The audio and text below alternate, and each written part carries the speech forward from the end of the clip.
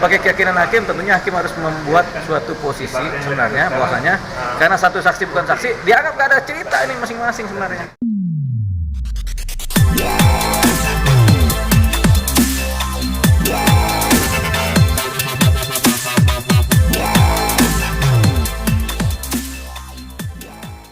Gimana agenda hari ini, Bang? Tadi kan hari ini Agenda hari ini adalah sidang mendengarkan kesaksian dari terdakwa sekaligus saksi yang sekaligus terdakwa juga.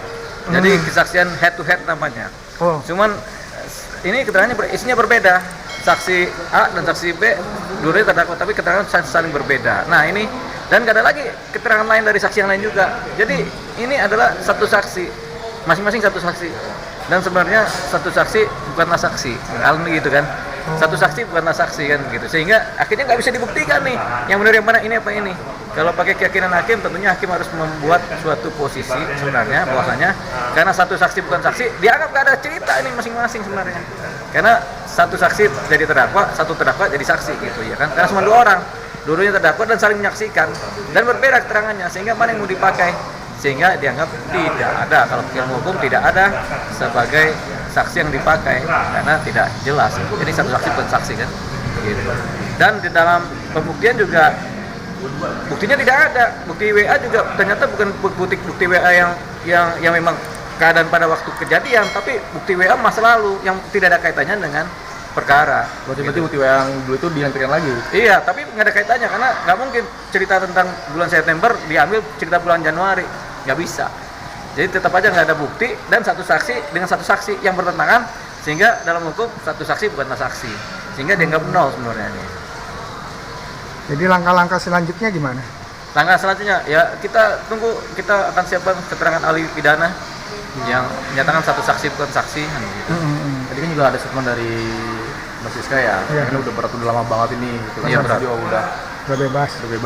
Iya, harusnya namanya orang yang ditahan kan. Iya. Kita juga kalau ditahan begitu, percaya deh. Masing-masing dari kita kalau ditahan juga begitu. Ini ditahan penjara loh.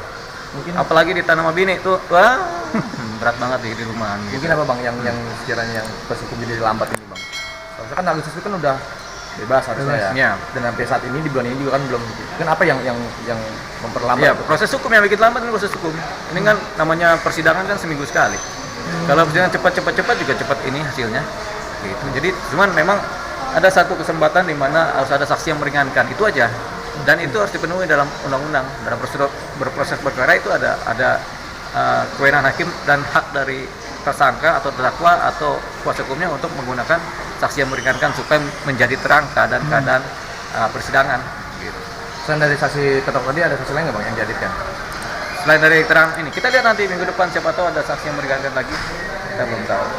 Mungkin ke depan berapa kali sidang lagi Bang? Paling habis keterangan keterangan saksi dari terdakwa, saksi ahli langsung pledoi. Kurang lebih 3 kali sidang lagi. Nah, pledoi baru langsung putusan. Cepat aja. Ya. Oke. Tahu pledoi kan? Pledoi.